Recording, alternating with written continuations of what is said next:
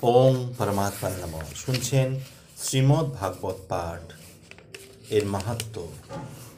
শ্রীমদ্ ভাগবত গীতা মাহাত্ম্য, দ্বিতীয় অধ্যায় এর অন্তিম অংশ।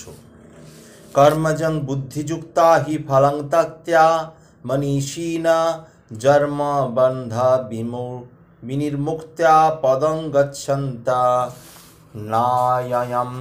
মনীষীগণ ভগবানের সেবায় যুক্ত হয়ে কর্মজাত ফল ত্যাগ করে জন্ম মৃত্যুর বন্ধন থেকে মুক্ত হন।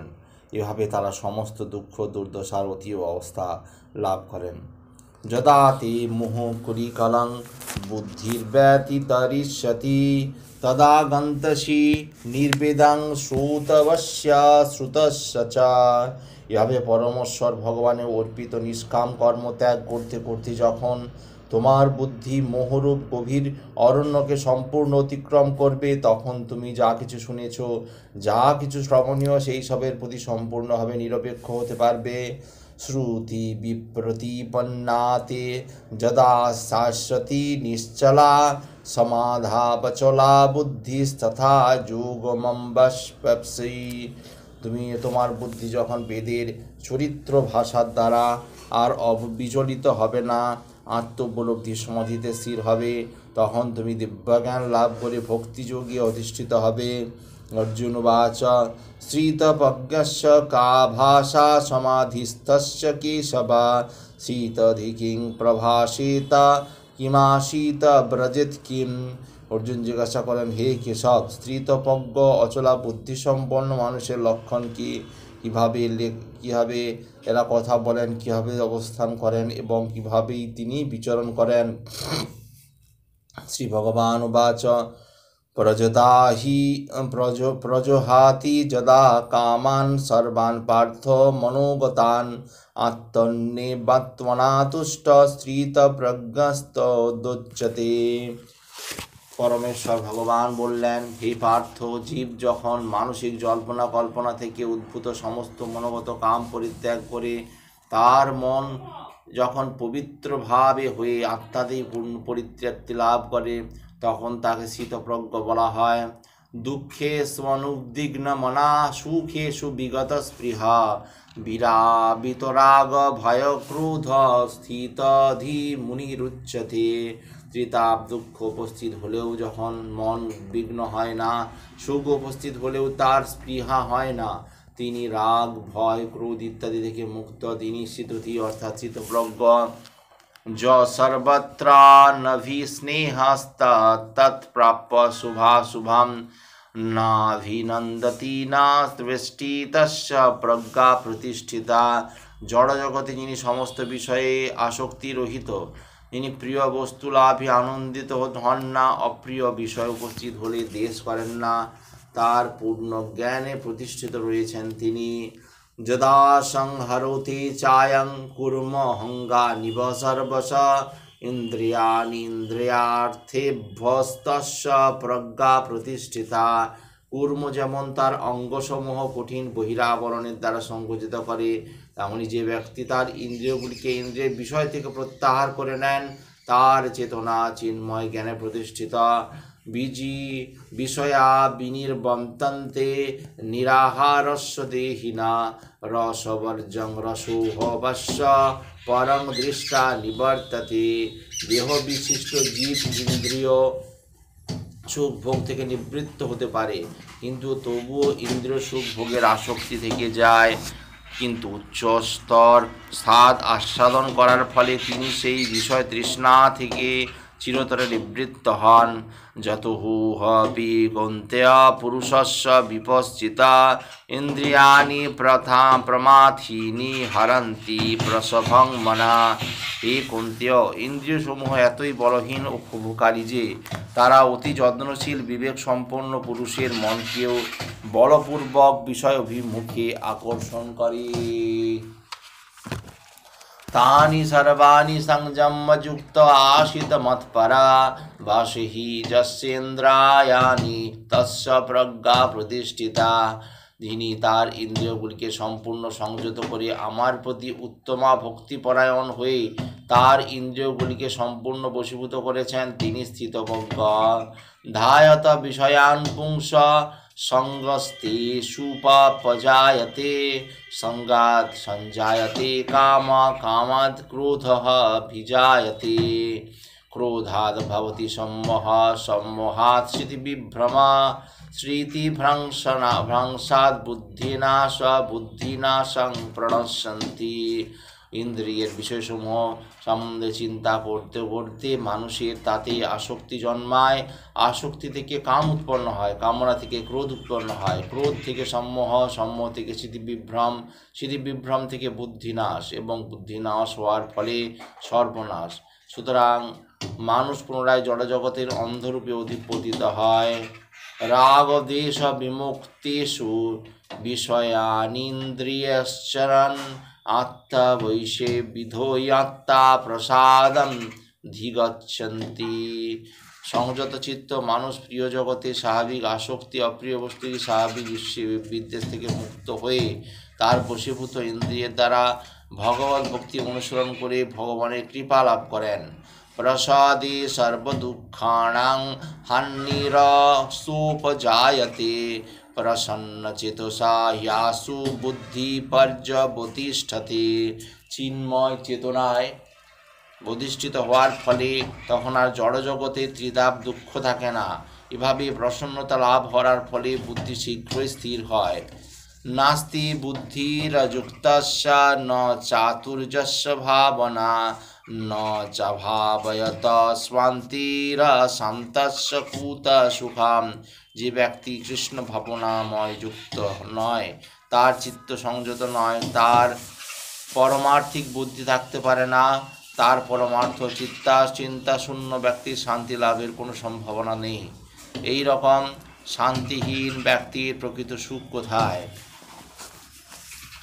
ইন্দ্রিয়াণাং হি চরতাং জন্ম মনোহনুবিধীয়তে তদস্য হরতি প্রজ্ঞাং বায়ুর্নাবমি ভাবসি। প্রতিকূল বায়ু নৌকাকে যেমন অস্থির করে, তেমনই সদা বিচরণকারী যে কোনো একটি মাত্র ইন্দ্রিয়ের আকর্ষণে মন অসংযত ব্যক্তির প্রজ্ঞাকে হরণ করতে পারে।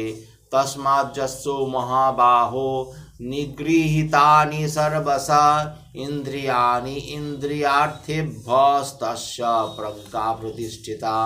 সুতরাং হে মহাবাহো, যার ইন্দ্রিয়গুলি ইন্দ্রিয়ের বিষয় থেকে সর্বপ্রকারে নিবৃত হয়েছে তিনি স্থিতপ্রজ্ঞ। যা নিশা সর্বভূতানাং তস্যাৎ জাগর্তি সংযমী যস্যাৎ জাগ্রতি ভূতানি সা নিশা পশ্যত মুনে। সমস্ত জীবের পক্ষে যা রাত্রিস্বরূপ স্থিতপ্রজ্ঞ, সেই রাত্রিতে জাগরিত থেকে আত্মবুদ্ধিনিষ্ঠ আনন্দকে সাক্ষাৎ অনুভব করেন। আর তখন সমস্ত জীবেরা জেগে থাকে আত্মদর্শী তত্ত্বদর্শী মুনির নিকট। তখন তত্ত্বদর্শী মুনির নিকট তা আত্মস্বরূপ। আপূর্যমান চল প্রতিষ্ঠাং সমুদ্রমাপ প্রবিশন্তি যদ্বৎ তদ্বৎ কামাজং প্রবিশন্তি সর্বে স শান্তিমাপ্নতি ন কামকামী। বিষয়কামী ব্যক্তি কখনো শান্তি লাভ করেন না। জলরাশি যেমন সদা পরিপূর্ণ, তেমনি স্থির সমুদ্রে প্রবেশ করেও তাকে ক্ষোভিত করতে পারে না। কাম সমূহ তেমনি স্থিতপ্রজ্ঞ ব্যক্তির প্রতিষ্ঠিত হয়েও তাকে বিক্ষুব্ধ করতে পারে না। ততএব তিনি শান্তি লাভ করেন। বিহায় কামানজ সর্বান পুমাংশ্চরতি নিস্পৃহা নির্মম নিরহংকার স শান্তিমধিগচ্ছতি। যে ব্যক্তি সমস্ত কামনা বাসনা পরিত্যাগ করে জড় বিষয়ের প্রতি নিস্পৃহ নিরহংকার মমত্ববোধ রহিত হয়ে বিচরণ করেন, তিনি প্রকৃত শান্তি লাভ করেন। এষা ব্রহ্মী স্থিতি পার্থ নৈনাং প্রাপ্য বিমুষ্যতি সীতাশ্যামস্ত কালে হোপি ব্রহ্ম নির্বাণম মৃচ্ছতি। এই প্রকার স্থিতিকে ব্রহ্মস্থিতি বলে। হে পার্থ, যিনি এই স্থিতি লাভ করেন তিনি মোহপ্রাপ্ত হন না। জীবনের অন্তিম সময়ে স্থিতি লাভ করে তিনি এই জড়জগতের বন্ধন থেকে মুক্ত হয়ে ভগবত ধামে প্রবেশ করেন। तृतीय अध्याय कर्मयोग। अर्जुनवाच ज्यासि चेत् कर्मणस्ते मता बुद्धि जनार्दन तं किं कर्माणि घोरिमं नियोजयोऽसि केशव।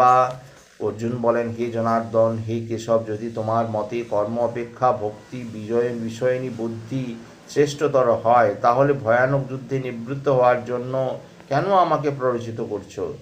ইয়ামি শ্রণেব বাক্যেন বুদ্ধিং মহয়সীব মে তদ তকিদং বদ নিশ্চিন্ত্য যেন শ্রেয়োঃ হমাপ্নুয়াম।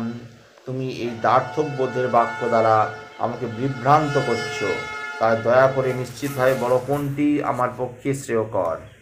ভগবান উবাচ লোকেহস্মিন দ্বিবিধা নিষ্ঠা পুরা প্রোক্তা ময়া নঘ জ্ঞানযোগেন সাংখ্যানাং কর্মযোগেন যোগিনাং। ভগবান বললেন, হে অর্জুন, আমি ইতিপূর্বে ব্যাখ্যা করেছি দুই প্রকার মানুষ আত্ম উপলব্ধি করতে চেষ্টা করে। কিছু লোক অভিজ্ঞতালব্ধ দার্শনিক জ্ঞানের আলোচনা মাধ্যমে নিজেকে জানতে চান, অন্যেরা আবার ভক্তির মাধ্যমে জানতে চান। ন কর্মণা মনারম্ভান নৈষ্কর্মং পুরুষ স্নুতে ন চ সন্ন্যাসনা দেবা সিদ্ধিং সমধিগচ্ছন্তি। কেবল কর্মের অনুষ্ঠান না করার মাধ্যমে কর্মফল থেকে মুক্ত হওয়া যায় না, আবার কর্মত্যাগের মাধ্যমেও সিদ্ধি লাভ করা যায় না।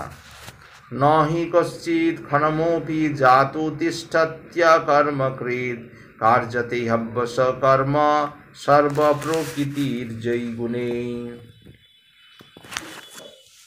সকলেই মায়াজাত গুণসমূহের দ্বারা প্রবাহিত হয়ে অসহায়ভাবে কর্ম করতে বাধ্য হয়, তাই কর্ম না করে কেউই ক্ষণকালের জন্য থাকতে পারে না। কর্মেন্দ্রিয়াণি সংযম্য যস্তে মনসা সরং ইন্দ্রিয়ার্থাং বিমূঢ়াত্মা মিথ্যাচার স উচ্যতে। যে ব্যক্তি পঞ্চকর্মেন্দ্রিয় সংযত করে মনে মনে শব্দ রস আদি ইন্দ্রিয়গুলি স্মরণ করে, সেই মূঢ় অবশ্যই নিজেকে বিভ্রান্ত করে, তাকে মিথ্যাচারী ভণ্ড বলা হয়ে থাকে। যস্তে ইন্দ্রিয়াণি মনসা নিয়ম্যার ভবতে অর্জুনা কর্মেন্দ্রিয়ৈ কর্মযোগমসক্ত স বিশিষ্যতে। যিনি মনের দ্বারা ইন্দ্রিয়গুলি সংযত করে অনাসক্তভাবে কর্মযোগ অনুষ্ঠান করেন, তিনি পূর্বোক্ত মিথ্যাচারী অপেক্ষা অনেক গুণে শ্রেষ্ঠ। নিয়তং কুরু কর্ম তং কর্ম জয়ো হকর্মণা শরীরঃ যাত্রাপি চ স্তেন প্রসিদ্ধ কর্মণা। তুমি শাস্ত্রোক্ত কর্মের অনুষ্ঠান করো, কেননা কর্মত্যাগ থেকে কর্মের অনুষ্ঠান শ্রেয়। কর্ম না করে কেউ দেহযাত্রাও নির্বাহন করতে পারে না। যজ্ঞার্থং কর্মণঃত্র কর্মণঃ অন্যত্র লোকহয়ং কর্ম বন্ধনা তদর্থং কর্ম কৌন্তেয় মুক্ত সঙ্গ সমাচার। বিষ্ণুর প্রীতি সম্পাদনের জন্য কর্ম করা উচিত, তা না হলে কর্মই এই জড় জগতে বন্ধনের কারণ। হে কৌন্তেয়, ভগবানের সন্তুষ্টি বিধানের জন্যই কেবল তুমি কর্ম করো। সহযজ্ঞা প্রজ্ঞা সৃষ্টা পুরবাচ প্রজাপতি তানে অনেনা প্রসবিষ্যধ্যমেষা বোহতিষ্ঠমা কামাধুকা। সৃষ্টির প্রারম্ভে সৃষ্টিকর্তা যজ্ঞাদি সহ প্রজ্ঞা সজল সৃষ্টি করে হয়েছিল। তিনি বলেছিলেন, যজ্ঞের দ্বারা তোমার উত্তরোত্তর সমৃদ্ধ হও, এই যজ্ঞ তোমাদের সমস্ত অভীষ্ট পূরণ করবে।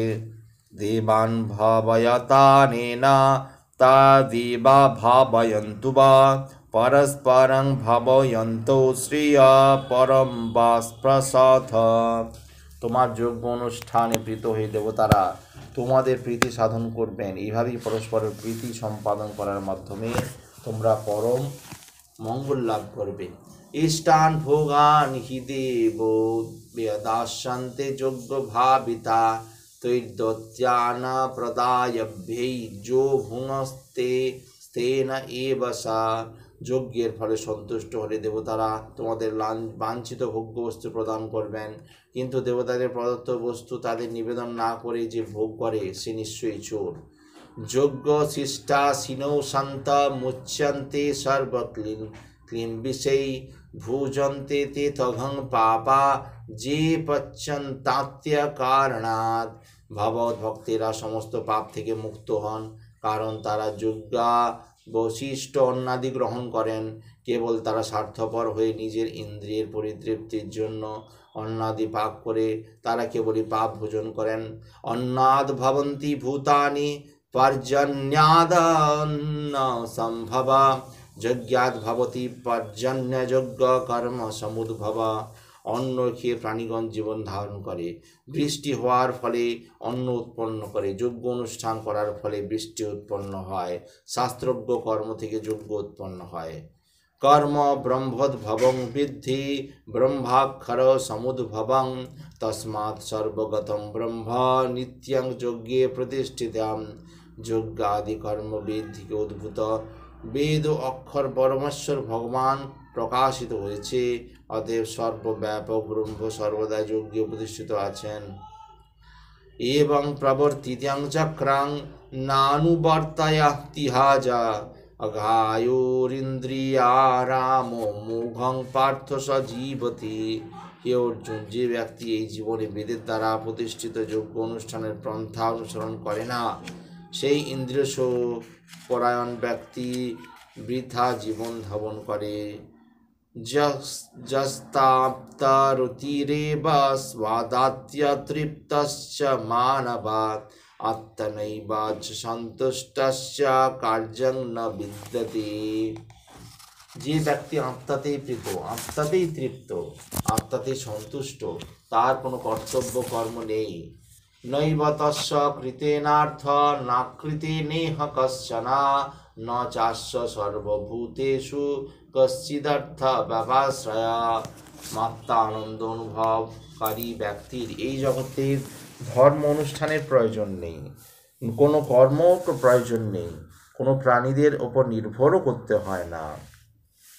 তদস্মাদসক্ত সততং কার্যং কর্ম সমাচর আসক্ত আচরণং কর্ম পরমাপ্নতি পুরুষ। অতএব কর্মফলের প্রতি আসক্তি রহিত হয়ে কর্তব্য কর্ম করো। অনাসক্ত হয়ে কর্ম করার ফলেই মানুষ পরম তত্ত্বকে লাভ করতে পারে। কর্মণৈব হি সংসিদ্ধিমা স্থিতা জনকাদয়া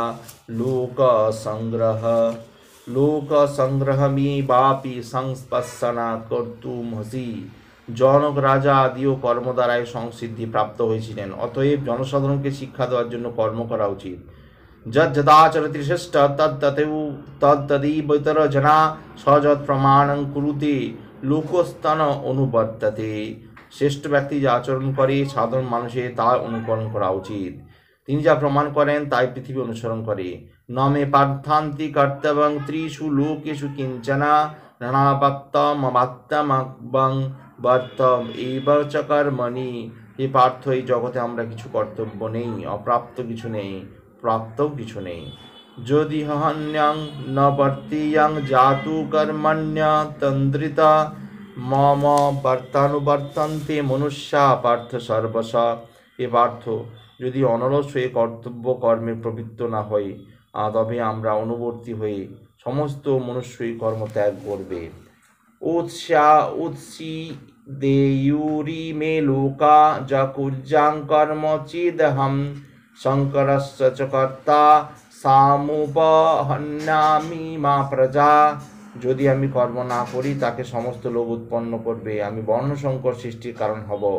শক্তা কর্মাণ্য বিদ্যাংশ যথা কুর্বন্তি ভারত কুর্যাৎ বিদ্যাংস্তথা শক্তা চিকীর্ষু লোক সংগ্রহম। এ ভারত, অজ্ঞানীরা কর্মফলে তারা আসক্ত হয়ে তাদের কর্তব্য কর্ম করে, তেমনি জ্ঞানীরা অনাসক্ত হয়ে মানুষকে সঠিক পথে পরিচালিত করার জন্য কর্ম করেন। ন বুদ্ধিভেদং জনয়েদ জ্ঞানং কর্ম সঙ্গিনাম ভোজয়েদ সর্বকর্মাণি বিদ্যান যুক্ত সমাচরান।